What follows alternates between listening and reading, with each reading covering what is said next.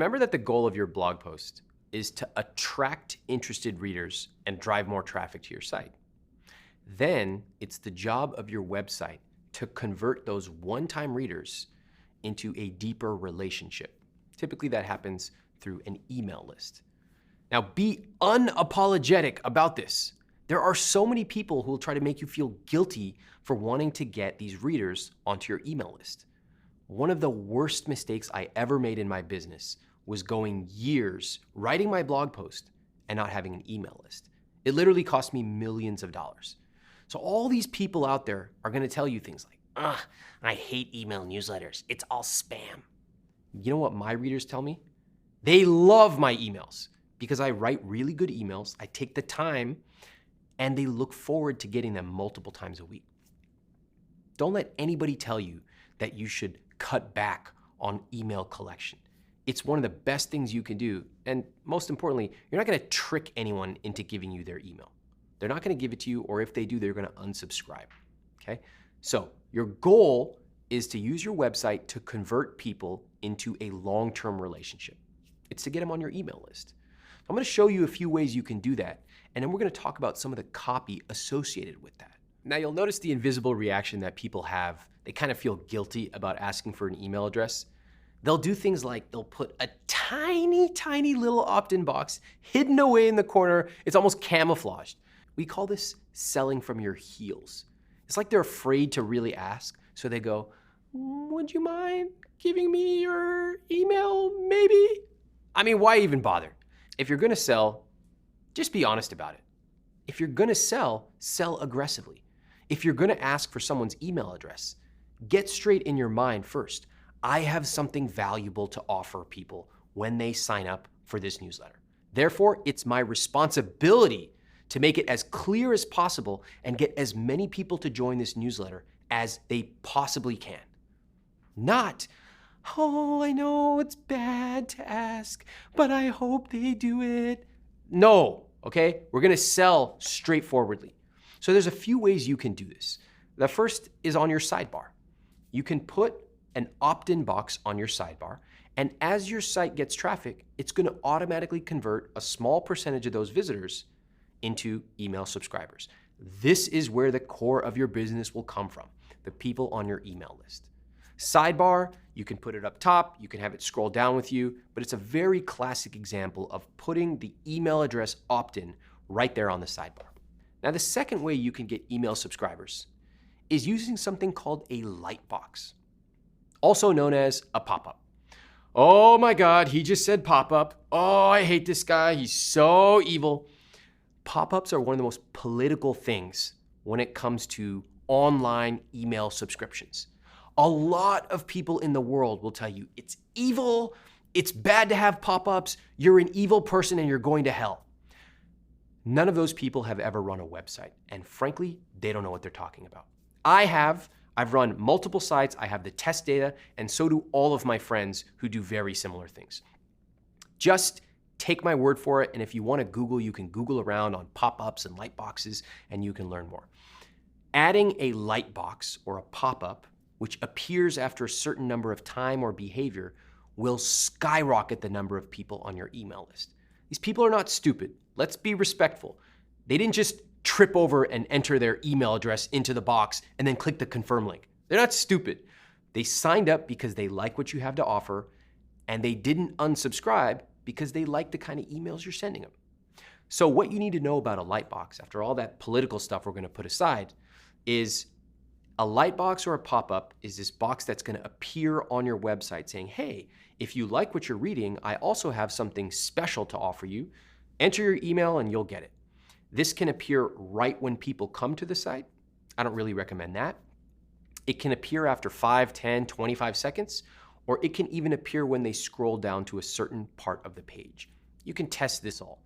The key here, I cannot emphasize this enough, add a lightbox. You can see the results right in your analytics, and it will help you get way more email subscribers. Okay, the third place you can collect opt-ins is at the bottom of your blog post. Now, the good example of this in real life is giving a speech.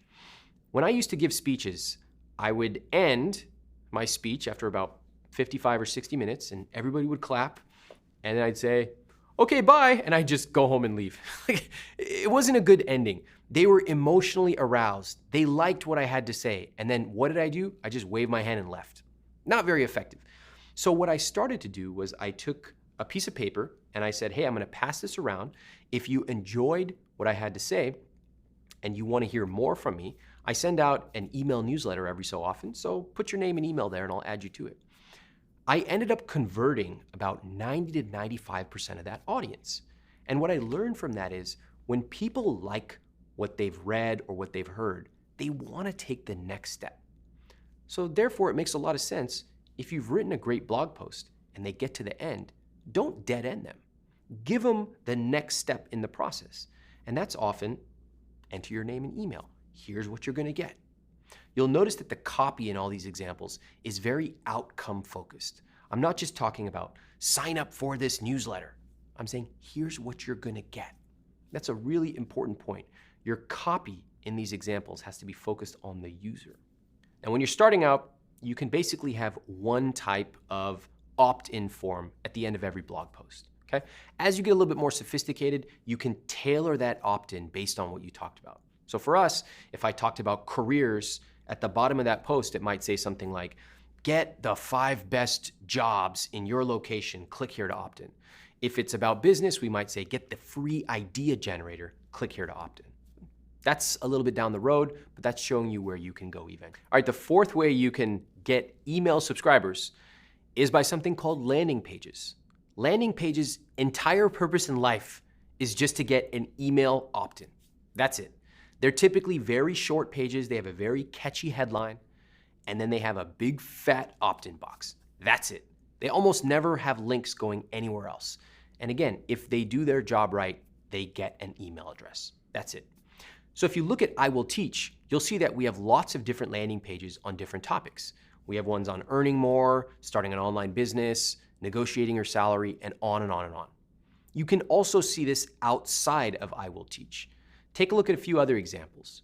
You can see Dropbox, where they talk about watch a free video, and their call to action there is to download. It's not the same as opting in, but you get the same idea. Take a look at some I Will Teach examples. You can see our free insiders kit. You can see our 80-20 dream job guide, and you can see our 12-minute automated finance guide. Pretty catchy, pretty simple.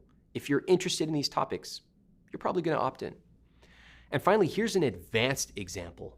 This is a site called Survival Life. Here they've combined the opt-in with a tiny tripwire sale. And what that means here is it's a free physical item with a $2.95 shipping and handling. There's a lot of stuff going on this single page, particularly if you actually buy that product. You're gonna see a lot of different upsells and all kinds of stuff happening behind the scenes. So those are examples of landing pages.